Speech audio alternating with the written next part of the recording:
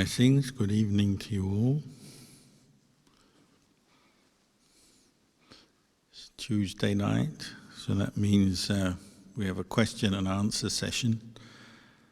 And there have been a few questions coming in. So the first one, can you please speak about Luang Pu Man Khema Bato? Luang Pu Man, one of the senior disciples of Luang Pu Man. As we've heard many times, Luang Pu Man and Luang Pu Sao were like the grandfathers of the forest tradition in northeast Thailand, and indeed the whole of Thailand. They both lived 100 years ago and practiced and believed to be enlightened masters. So they gave rise to a whole lineage of teachers or monks who became teachers in their own right, all students of Luang Pu Man, who many of them were believed to be enlightened, and our teacher Ajahn Kalyano was one of them. But he had many contemporaries, and one of them was the monk Luang Pu Man. He was actually, if I remember right, a bit older than Luang Pu Cha. He was born not long after the beginning of the 20th century, so in the maybe 1910 or sometime around then. So very old. When he died about 1996, I think.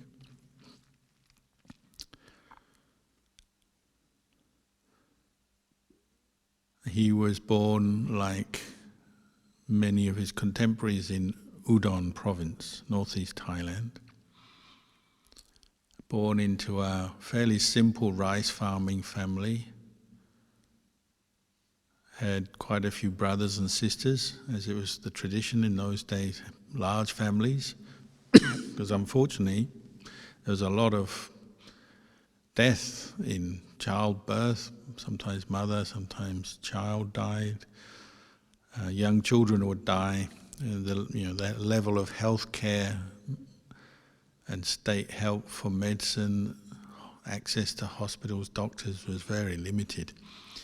In those days, the population of Thailand was maybe, I'm not sure the exact figure, maybe 10 million, maybe 15 million people altogether. Now it's almost 70 million. So most of the country was forest, very little development, especially northeast Thailand, very little development. So it was a tradition for families to be large. But he used to say his family was poor. They were rice farmers. They had land, but they didn't have a lot of money or valuables or anything. But his father was a very principled man. They had absolute faith and conviction in the Buddha, Dhamma, Sangha. He said that sort of defined his family upbringing. One thing he said was, any day that the family failed to go out and put food in the monks' bowls, like many villages throughout northeast Thailand and Thailand as a whole, monks will go on alms round every morning at dawn, and the faithful will come out and put food, at the very least rice, will be put into the monks' bowls, and sometimes other food items as well. He said any day that the family didn't manage that for whatever reason, something went wrong, somebody was distracted, they were too busy, whatever, he said that day there would be an argument. It was so important for his family to put food in the monks' bowls. If they missed, everyone would get into a bad mood and they'd all argue with each other for a while, and then they'd go off to their fields to work. So that was a ritual which was an expression of the devotion and the faith in Buddhism and towards Sangha, which he was brought up with. And there's a few stories from his youth. One when he was about 6 years old, so very young. He can remember asking his father, he said, "Dad, are we a family with merit?" As you know, this term merit means good karma, good fortune. So are we a family with merit? And his father answered straight away, yes. Which Luang Pu Man, when he was a little boy, was very happy to hear that answer. And then he said, so we have a big lump of golden light. That was how the 6-year-old Luang Pu Man described the merit of his family. He said, we've got this big lump of golden light. And his father said, yes, that's correct. So he didn't describe much more than that, but it's an indication maybe he had a sense that merit is something spiritual, something on the level of the mind, as opposed to physical or material wealth, say. He could sense there's something about goodness that is like a lump of this bright energy, bright light. And another story was maybe a little while later. One day they were all in the fields, and the kids would always help the parents in the fields with the work. They're all in the fields, and Luang Pu Man's father was telling everyone which bit of the family land they would get as an inheritance. So he had both brothers and sisters. He said, you'll get this part and you'll get that part. And then he turned to his son, Luang Pu Man, and I can't remember whether his father spoke or Luang Pu Man spoke, or maybe a sibling. I think his sister said, so which bit is La going to get? And La just said, nah, I'm going to be going to the forest monastery. And he pointed to the direction of the forest monastery. So he had no plans to become a rice farmer from a very young age. Perhaps he had some intuition that he'd become a monk. So he's brought up in a family full of devotion to Buddha, Dhamma, Sangha. And when he was about 18, he did become a novice monk. It's very common for a few years, and then a monk for about 2 years. And he said at the end of, I think it was his second reigns as a monk, as is quite common, at the end of Vasa, the end of the range retreat, a lot of the monks disrobed, went back to their families. They were only there for a temporary period of time. And he kind of didn't want to disrobe, but all his friends who would become monks would say, oh, let's go back, there'll be work and parties and we've got to get married and whatever plans they had. So he said he got swept up in the energy of all his friends disrobing, so he disrobed with them, although part of his mind wanted to stay on. So he went off and he got married, and he had some kids for quite a few years, maybe 10 years, until he was about 30. And there was tragedy, as so many of these stories I tell about these different teachers. His wife died, and I think one of his daughters died. He had 3 children, and one of them died. His wife died, which again brought up the great sense of sadness, just seeing the reality of life, how fragile life is, existence is. You get ill and there's no diagnosis or medication other than maybe herbal medicine. So death was very common. He did actually get married a second time, but no more children. But this seed that had been in his mind for a long time finally ripened, and he decided, I'm going to become a monk.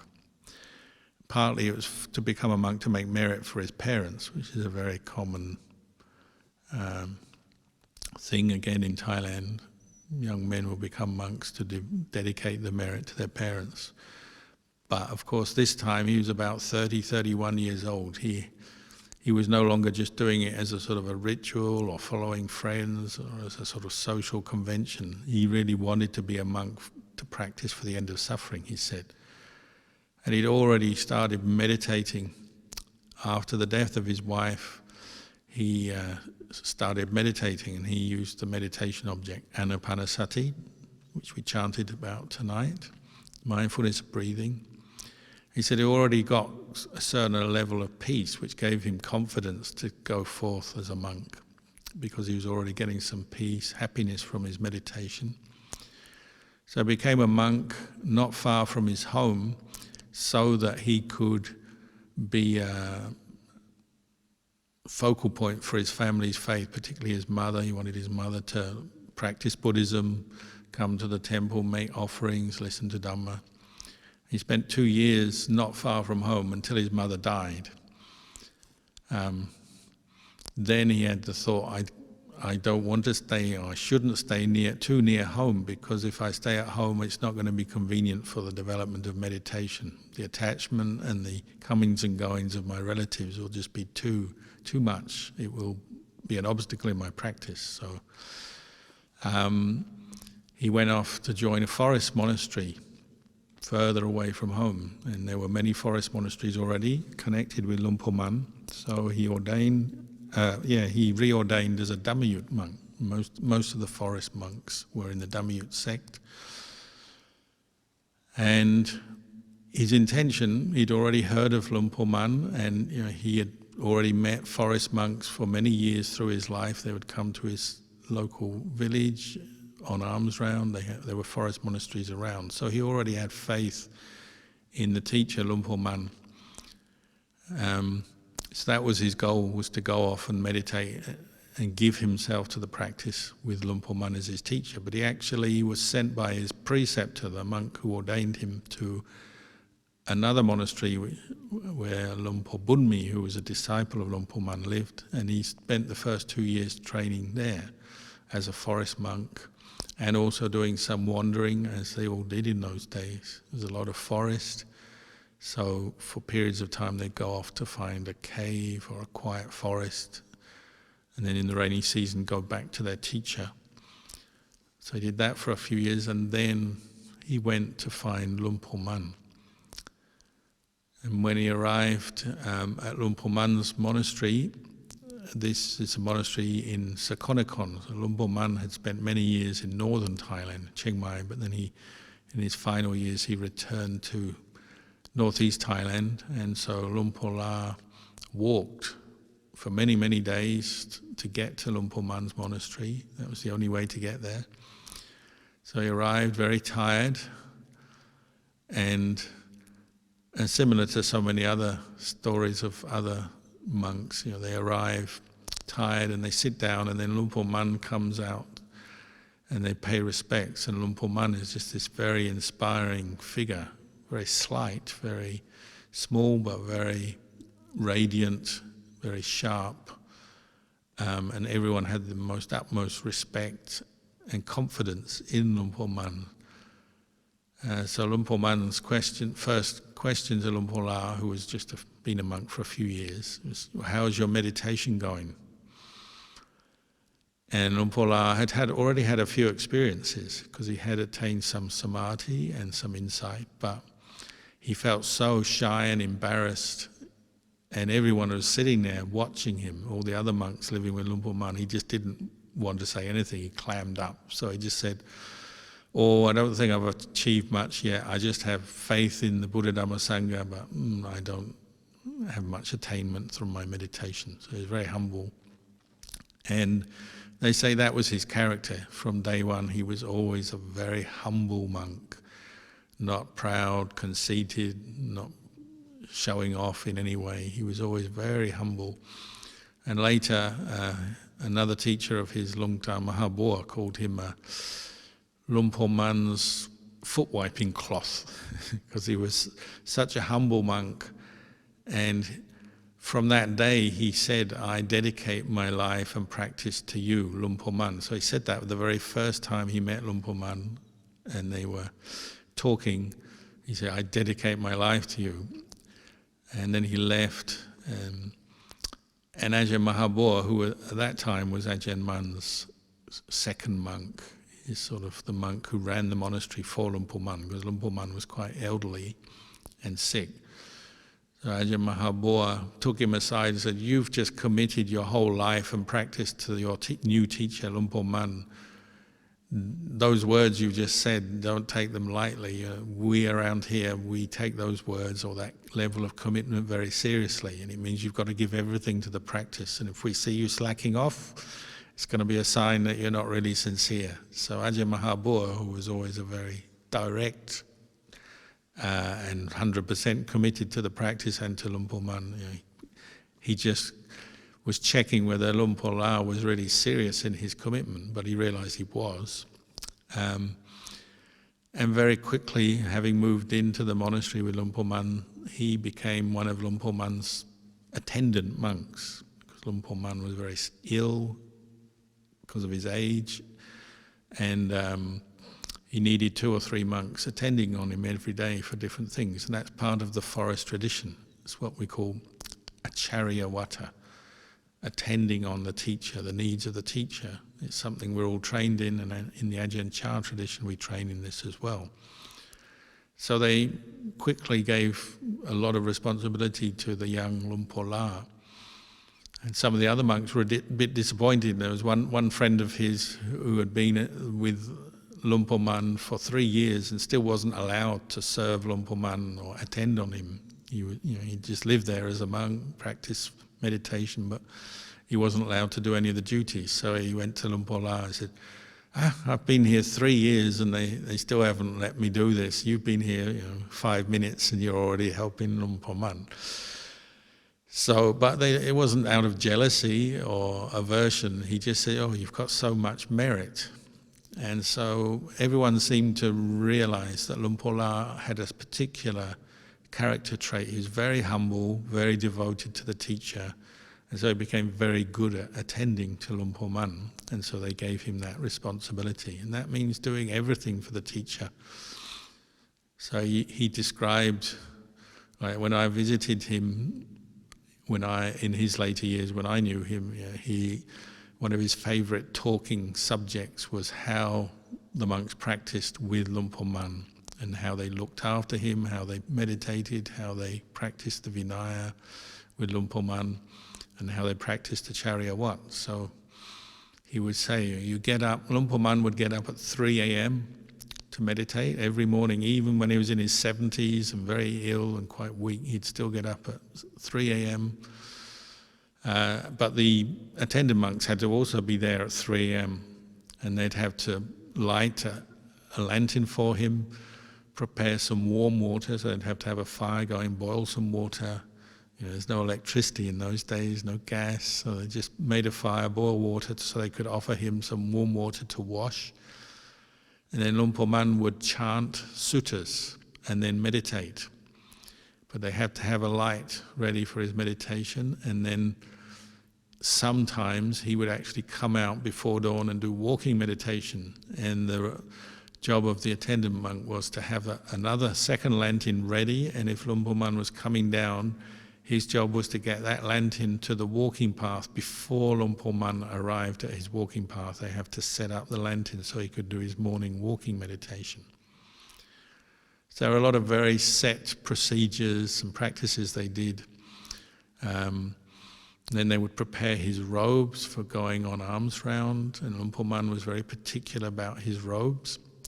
He always wore what we call bangsakula cloth that is retrieved from corpses, corpse cloth, throughout his whole life. And the monks would look after this for him, and he was very particular about how he wore his robes. When you go on alms round, you wear 2 robes, the inner robe, the outer robe, and Luang Pu Man would always say, if you put the border, like the Buddha allowed for us to have a border on our robe just to give it a bit of strength and longevity.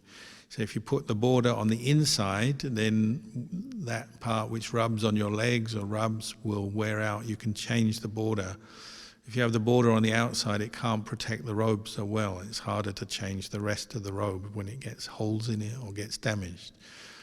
Things like that. And then Luang Pu Man would say, I've worn my robe this way for a while, now I want you to put it the opposite way so it doesn't wear out in one place, so it wears out evenly, so the whole robe will last longer. There's a lot of rules and practices around wearing robes. And then they'd prepare the bowl for Luang Pu Man, and then they'd take it out and follow him on arms round, collect his bowl from him as he walked back to the monastery, bring it back with the food, and then set up the food. And Luang Pu Man would tell them, in the time of the Buddha, when the Buddha first was enlightened and went to teach his 5 first students, the 5 ascetics in the deer park in Benares, they always shared the food. One of them would stay behind, practicing and looking after their place. The rest would go on arms round, they'd come back, and then they'd share the food between each other. And so Luang Pu Man started this tradition where monks, forest monks, whatever food is offered is shared between the whole Sangha. And Ajahn Chah also took up this practice, because it's not always the case in some monasteries, and monks receive individual food and they just have their individual food, even though they live together with other monks. But the forest monks share whatever they get. And Luang Pu Man said, this is how the Buddha did it. So we're following the Buddha's exact practice, same way. And they'd look after Luang Pu Man's needs through the day, keep his kuti clean, sweep around the paths around the area, prepare medicines for him, boil water for him when it was time to bathe, clean his robes, do any kind of service, even cleaning out his toilet pit. He'd have a pit toilet for defecation and urination, and they'd clean it out. Or at night he'd have a spittoon for urinating in his room. They even would make a little fire to warm him sometimes when he was cold in the winter, because the winters could get quite cold. So they did every kind of service for him, looking after him. And Luang Pu La was one of the leaders in that. Lung Tao Mahabua was kind of the one who organised things, but Luang Pu La was the hands-on doing the job of looking after the teacher. So he got very close to Ajahn Mun and learnt a lot from his teacher, because he would impart teachings to him, keep an eye on him, and encourage him in his practice of mindfulness, because he was attending on him. And that was one of the benefits. So he did that for a number of years until Luang Pu Man passed away. And then he tended to go off and spend time with Ajahn Mahabua, who was Luang Pu Man's foremost disciple, you might say, at that time. So Luang Pu La followed Luang Pu Mahabua, quite often spent the rains with him at a monastery called Hoi Sai in Nakhon Phanom, I think. And just spent time with Luang Tao Mahabua. Then he spent time with Luang Pu Tate, another famous disciple of Ajahn Mun. He even followed Luang Pu Tate down to southern Thailand. Even when he was living with Luang Pu Man, he would spend some time in the year. He'd go off on small wandering tours to find quiet places for a period of time, and then come back to Luang Pu Man, where he'd practice. He said he wanted to practice being alone. This is how they practiced in those days. You go off on your own, you've got no support, so you're basically risking your life. There's no medication. Go off to quiet places where the amount of food was minimal, no other real support. And so they'd have to deal with their own fears, loneliness, and overcome them by developing their practice of meditation, make their mind really firm, peaceful in their meditation object. And he said his main meditation object was anapanasati, mindfulness of breathing, and then using buddho, especially when he's walking. And when he would walk from place to place, he would just keep his mind on buddho. And he said he would determine to let go of all sense of time, so not to think about the future, not to think about the past, just stay in the present moment with buddho as he walked. He said he didn't have much fear of ghosts or tigers. Some monks did, that's quite common, but he didn't have much fear of ghosts or tigers. We had a fear of snakes. And there were some very large pythons, king cobras, and other poisonous snakes in those days. And so one time he returned to Ajahn Man, and Ajahn Man asked him, "So how's your meditation been on this time you've had out in the forest?" And he explained that, I feel really focused on my practice and I got no fear, even meet tigers or go to haunted places, I'm not worried about it. But I still have a concern about snakes. And Luang Pu Man just said, well, if you encounter a large snake, python that could actually swallow you and eat you, and they do occasionally eat people, just push against its stomach. Meaning, I think he meant you push against his stomach, the snake is not going to be very happy, he'll regurgitate you. So that was Ajahn Mun's joke, I guess, when told that Ajahn Luang Pu La still had fear of snakes.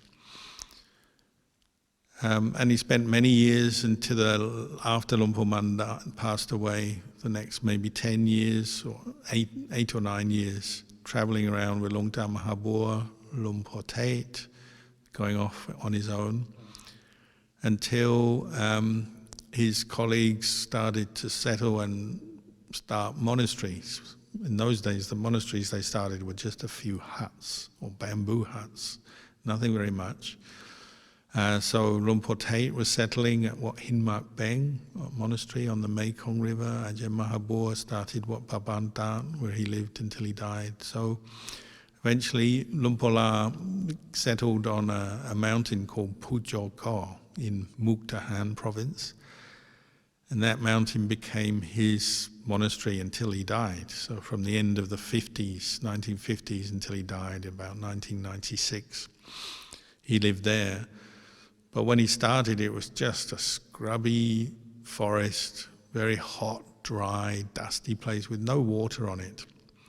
So not at all a place where anyone wanted to be. So that's why it was probably free. No one was living there and farming there. There were no monasteries there. It was just this dry area of bush and forest. So Luang Pu La settled there.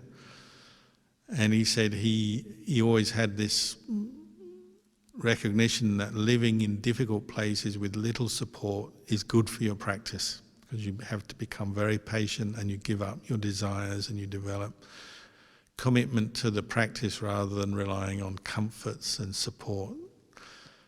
So he said in the early days they're living up on top of this hill and they had to carry water 1.5 kilometers up the hill just to have water to drink and bathe.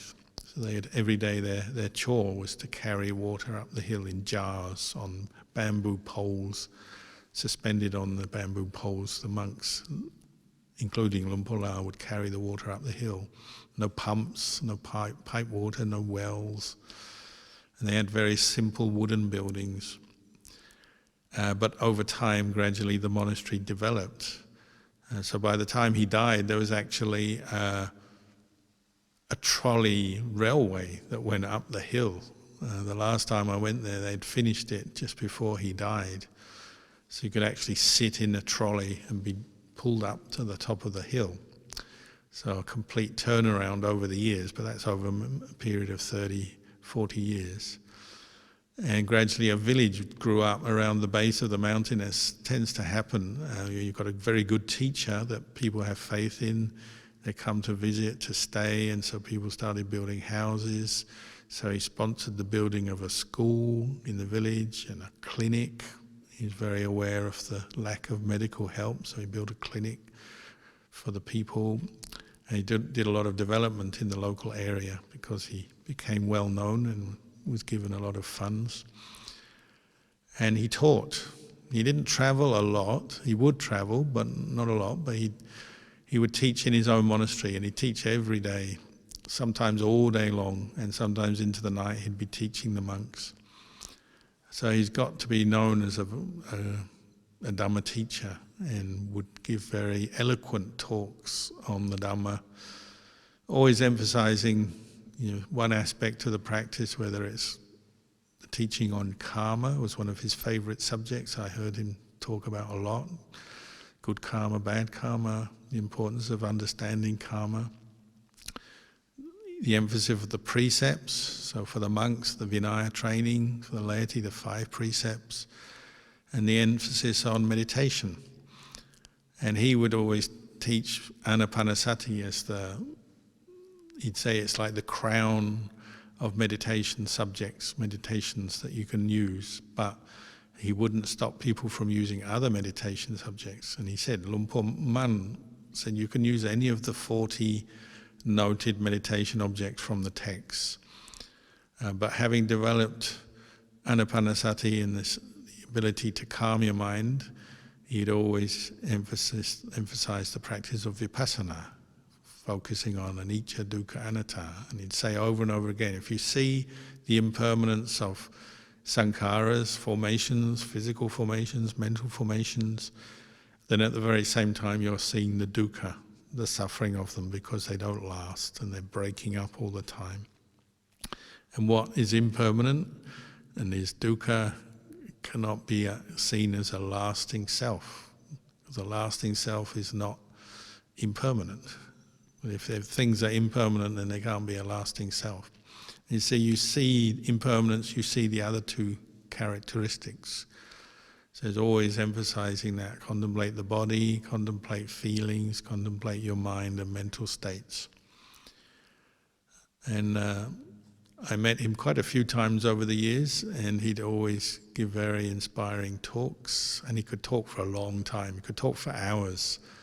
If people had the time, he could talk and talk, but of very high quality. And he's also reputed to have psychic powers because he had deep states of jhana, so he often would give talks that were very pertinent to people and their problems, because he could sense where their particular issues or obstacles were in their practice. And he was very much valued for that. But as I mentioned earlier, he never lost this sense of being very humble.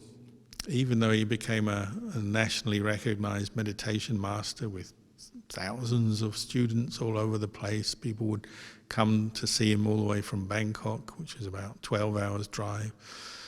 He had many monks living with him. He's well known and well credited in the circle of forest monks. He always maintained this humility. And there's one interesting time when I saw him. It must be one of the last times I saw him when he was alive. Luang Pu Tate, who had been one of his teachers, was dying. And Luang Pu Tate had this big monastery on the Mekong River in Mak Beng. But before he died, he moved up to a monastery on a mountain in the national park called Tam Kam.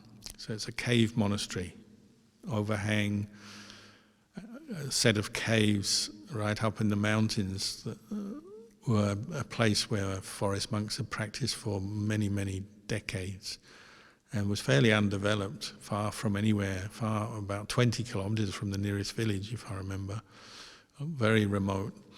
Luang Pu Tate went to live there until he died. So there was one time I was staying with Ajahn Kalyano, and we decided to go and pay respects to Luang Pu Tate because we knew he may not live very long. So we went, and we were joined by monks from other monasteries that we knew, and we travelled all the way up to see Luang Pu Tate at this cave monastery. And we arrived, and very shortly after we arrived, Luang Pu La arrived with the same thought in mind. I've got to go and pay respects to Luang Pu Tate before he dies. And he brought a huge group of monks. So it was our group of monks, his group of monks, a huge group of monks, just quite unexpectedly, surprisingly, came together on that day out of coincidence. And Luang Pu Lao himself was already very old then, so there were a lot of policemen around, as Luang Pu Tate was a very famous teacher. There's always a few government officials, policemen around to kind of help make sure things are working properly, because a lot of visitors to the monastery. And so the police made a sedan chair for Luang Pu Lao. They got a chair and they strapped it to 2 pieces of bamboo, because you couldn't drive to these caves. You park your vehicles and then you have to walk quite a long way to get to the cave where Luang Pu Tate was. So they put him on a chair, put him on their shoulders, and all these policemen carried him up the mountain with 50 or 100 monks following. So it was a very kind of impromptu grand procession with Luang Pu La leading it. A very kind of powerful feeling on that day, because everyone was there to pay final respects to Luang Pu Tate. And Luang Pu La was brought to the main hall, which is just like an overhang of the cliff, and we sat down and he gave a Dhamma talk. Funnily enough, we were sitting there listening to Luang Pu La give a Dhamma talk, and Jeffrey Tan, our president, who offered the land that this monastery is built on, he was staying there with Mr. Su. They'd been staying there for about 8 months with Luang Pu Tate at that monastery, and they were there at that time, and they took a picture of us. They didn't know us, but they took a picture because it was such a nice, special gathering, which later this picture turned up in Jeffrey Tan's house when we first came to Melbourne over 20 years ago. He invited us to his house, not knowing who we were really. We walked in and there's already a picture of Ajahn Anand, Ajahn Birk, myself on his shrine, which was quite funny. Listening to a talk from Luang Pu La. So Luang Pu La gave a talk all about the value of living simply, being content with little, having fewness of wishes. This will support your meditation practice for Nibbana. That was the theme of his talk that day. And then we all went in to see Luang Pu Tate, who was staying in another private cave, just a cave. We walked in and only a few could go into the cave. Most of the monks had to stay at the entrance of the cave because it was so small. And Luang Pu La crawled in to Luang Pu Tate, who was sitting on a chair, and he bowed and then he put his head down, so he's fully prostrate, lying on the ground, and he put Luang Pu Tate's feet on his head. So he turned his head to the monks. He's got Luang Pu Tate's 2 feet resting on his head. And then he gave another Dhamma talk about respect for teachers and respect for the noble ones and the path of practice from Sotapanna, Sakadagami, Anagami to Arahant. Which he gave a very good talk, but it's also one of the most unusual talks I've ever witnessed. So he gave a whole Dhamma talk with Luang Pu Tate's feet on his face. It was done very gently. Of course, in those days, nobody had a camera, so I've never seen a picture of this event there. I guess Jeffrey wasn't able to get into the cave. He couldn't take a picture, and I didn't see anyone else take a picture, and it wasn't recorded either. This is the good old days before everyone has a mobile phone or whatever.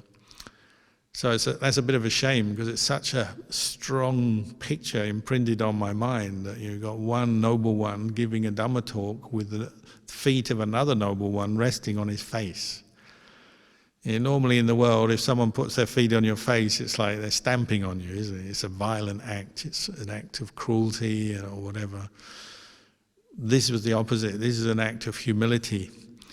And this is why Long Dhamma Bua said he's the foot mat or the foot wiping rag of Luang Pu Man. But in this case, it was Luang Pu Tate.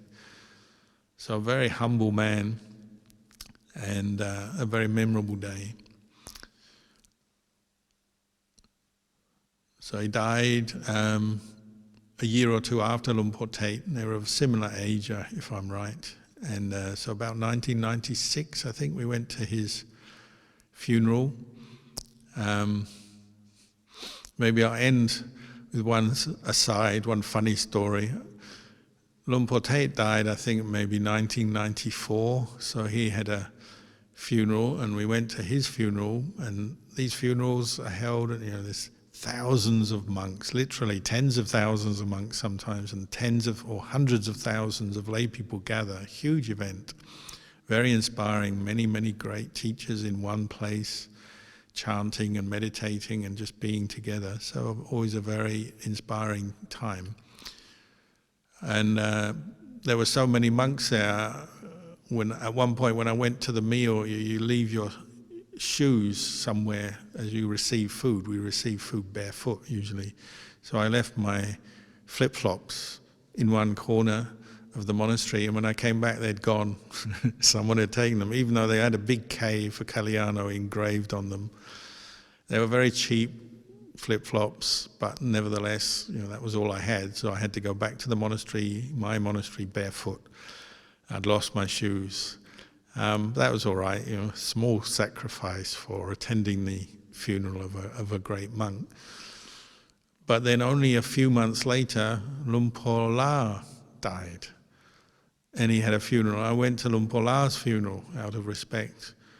And we went there and we stayed one night, and there was a huge meditation hall where we were allowed to stay for the night, and just hundreds of monks all just lying on the floor close to each other because there's nowhere else to stay.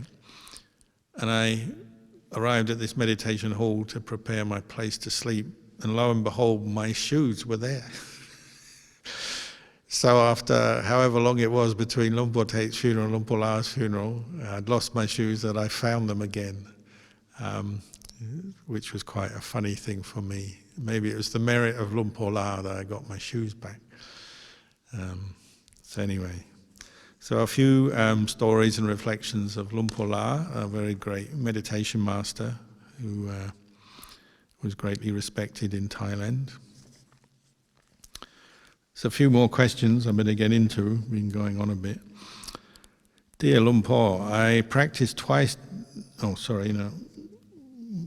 Luang Pu, when one is very busy at work, is staying focused on the task a way to maintain mindfulness? My new job now is very busy, and sometimes I omit and I stray from the breath. Well, of course, working out in the world, if you have a job, any kind of job, when you're working, that really has to become the focus of your time and your energy, doesn't it? You may get small moments where you can pause and do a bit of mindfulness of breathing. You may get a break, cigarette break. You could do mindfulness of breathing for a while. I've done that before I was a monk. But you can't expect to be with the breath that much when you're working.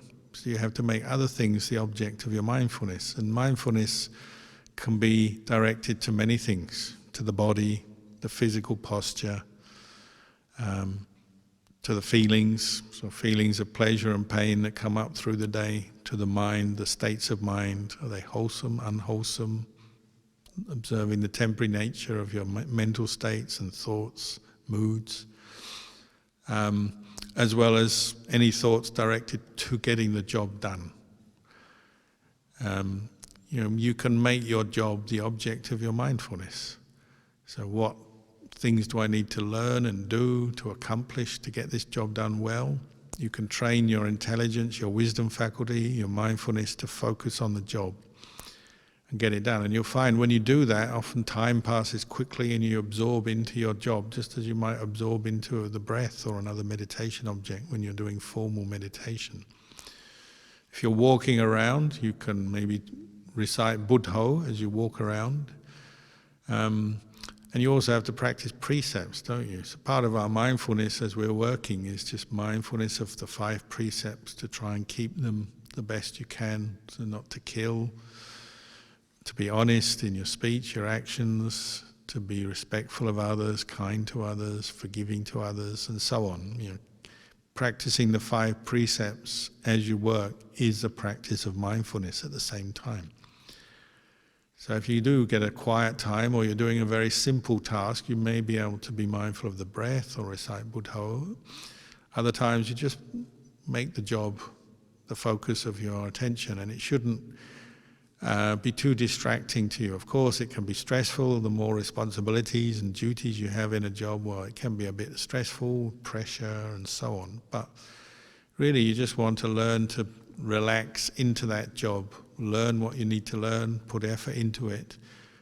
And then later in the day, if you have time to meditate, or before you go to work in the morning, you'll find your job is not so much of a distraction, it's just another part of the meditation.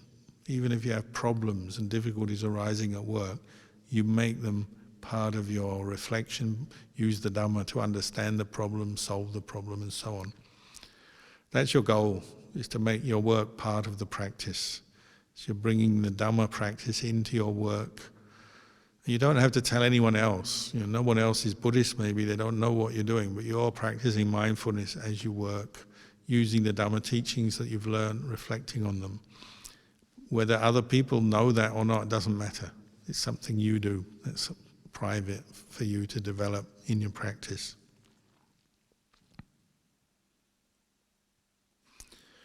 Another question.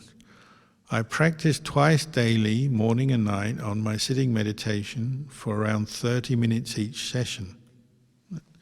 I begin by counting the breath in and out, 1 in, 1 out, 2 in, 2 out, up to 10.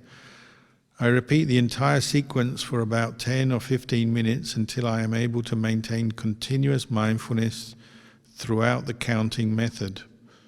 Once this is established, I stop counting and just be mindful, observing my in and out breath until the formal sitting meditation is over. However, when my mind becomes restless, I restart the counting method until I re-establish a continuous mindfulness and the whole sequence is repeated as such. Is my mix method here correct, and would this eventually lead me to samadhi? Yes, it definitely can lead you to samadhi, and it sounds quite correct to me. It sounds like you've thought about it and practiced to a level already, and that indicates you find this method agreeable, both the counting, following the breath, and using the counting. I myself have also used similar methods, so is really, you have to look at the results over time. If you're finding it does help you to bring up more continuous mindfulness, your mind is letting go of distractions, staying with the breath more, well, use it. Of course, sometimes you have to contemplate and reflect on particular problems that arise as you're doing this meditation. Sometimes you may have hindrances arise that are very tricky to let go of. So it could be strong desire, sensual desire, strong anger, sleepiness, worry, restlessness, and so on. So you also have to experiment. Sometimes you may have to introduce certain practices to help if you're stuck. If you can't be with the breath, you can't count. You maybe have to develop metta to overcome anger. Reflect on impermanence if you've got a lot of thoughts or worries about something, and so on. There's many different reflections and additional practices you can introduce over time if you find there are particular problems bothering you. But as a central meditation practice, what you've described sounds very good. And keep it up, and be very patient when you're feeling tired or there's pain in the body. These are all very normal parts of meditation, dealing with physical tiredness, painful joints, a restless mind. You use patience, you use effort to support your practice, and just keep going. But from time to time, if over a long period of time, you reflect back, just reflect on the results of what you're doing, see if there's anything more you can do to improve it. Can you improve your effort? Because we need to do that as well sometimes, just reflect back on a previous few months or period of time that we've been practicing and reflect, how is it going? Do I need to tweak it or change anything? Because it's not static from here till Nibbana. We have different obstacles come up. I could have gone on more about Luang Pu Man's life story. He talked about many different problems came up in his practice, and he'd have to solve them as he went along. So one was fear of snakes. Another problem he had was nimittas. He had a lot of nimittas arise when he attained what we call upajjhara samadhi. So just before jhana or appana samadhi, upajjhara samadhi, you get a lot of nimittas. So that can be a problem. Once you attain a bit of samadhi, you have visions of devas or people or places or bright lights or clouds. Different nimittas arise, and they're just visual images. It can be sounds as well, smells, sounds as well, but generally visual images. And he said he had to be very careful to reflect on the impermanence and selfless nature of nimittas, because they're not nibbana and they're not anything substantial in themselves. They may give you some knowledge, some understanding at that time when they arise, but then you have to let go of them. And some people don't learn to let go of them. They get caught up in nimittas and keep craving to see things, know things, and it can be a real problem for them. So Ajahn Man, he was saying Ajahn Man really emphasized being careful around nimittas, reflect on the impermanence of them. So as we practice more, of course, our basic practice is establish mindfulness and develop states of calm, samadhi, but then there'll be other things that come up. So you also have to be, sometimes you consult a teacher, sometimes you have to experiment for yourself. And one thing Luang Pu Man said was that, as you develop your meditation practice deeper, eventually you have to be your own teacher. In the beginning you may ask questions from the teacher, discuss things, but after a while you have to start answering your own questions through your own efforts in the practice. Otherwise you become a little bit lame and you're always just seeking the Dhamma from a teacher rather than from your own efforts. So this is what you learn as you progress in your meditation. The last question,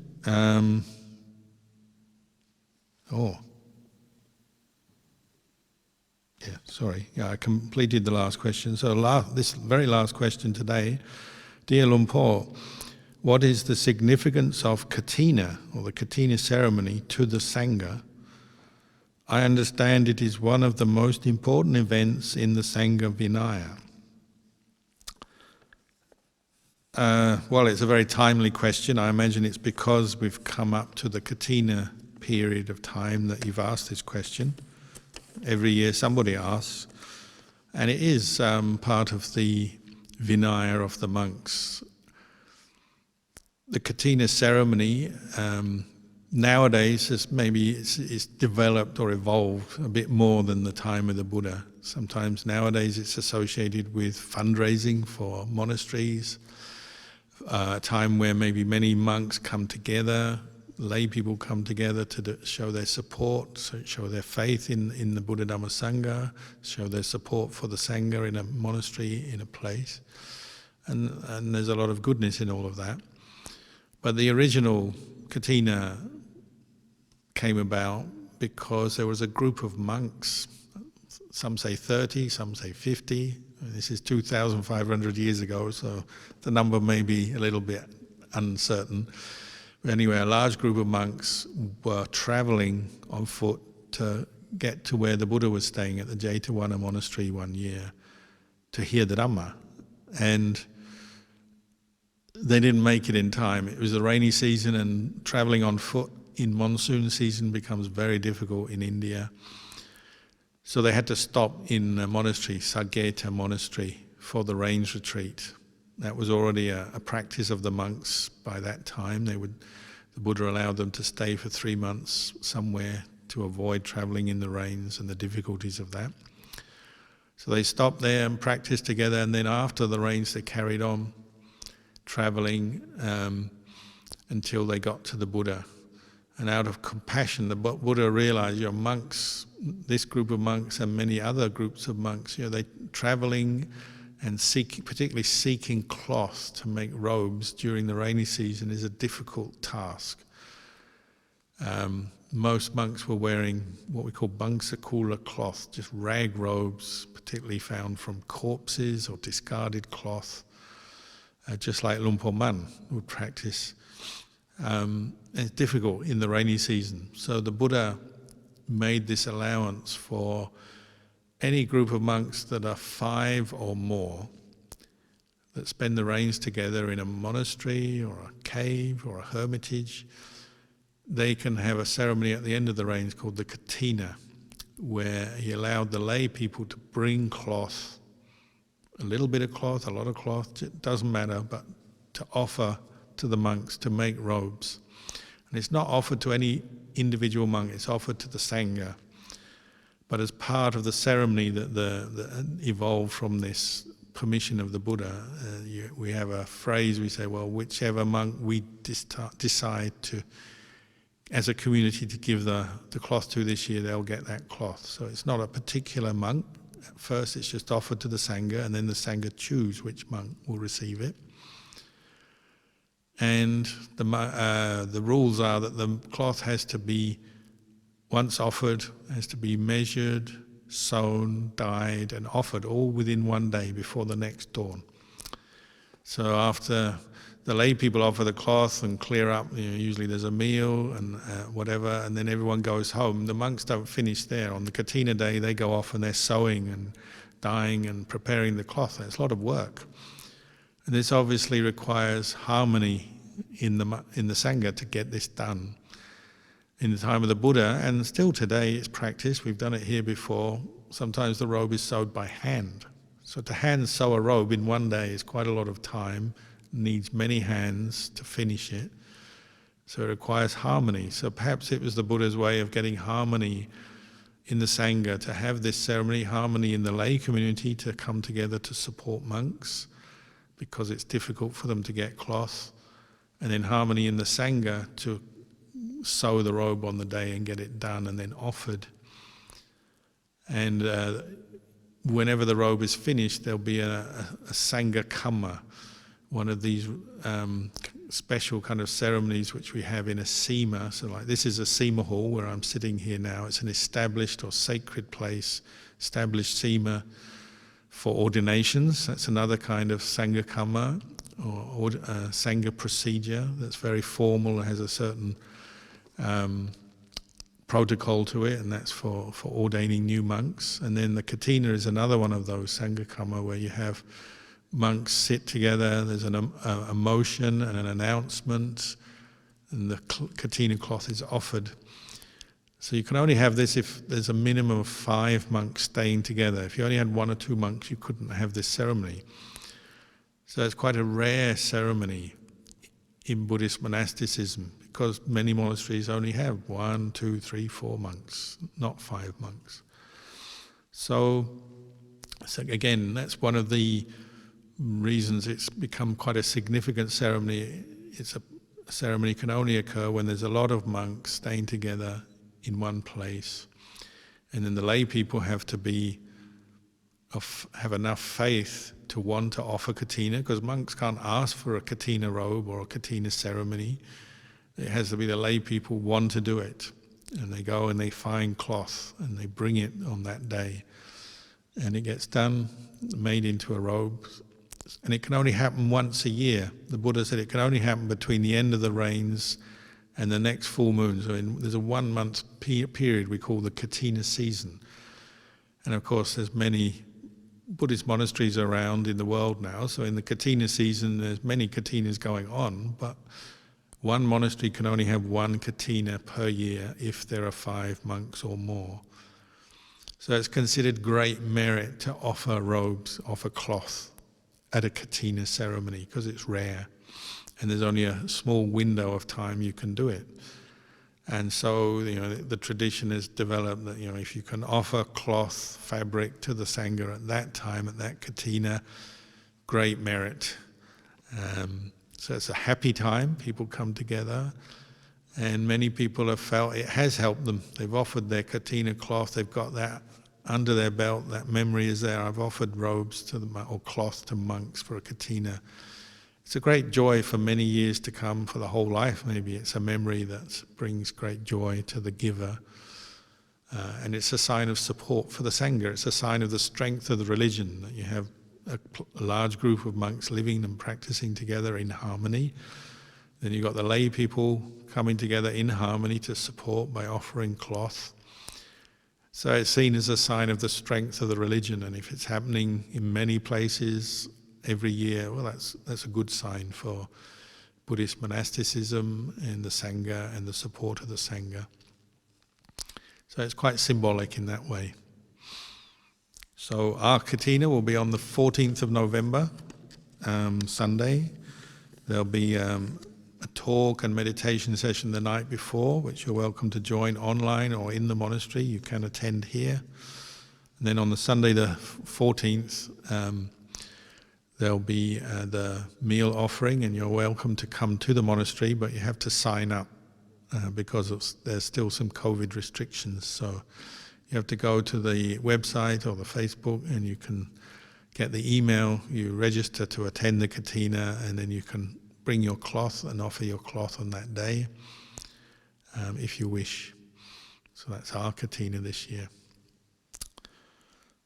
So that's the end of the session tonight. We wish you all well in your practice, and we'll see you next time.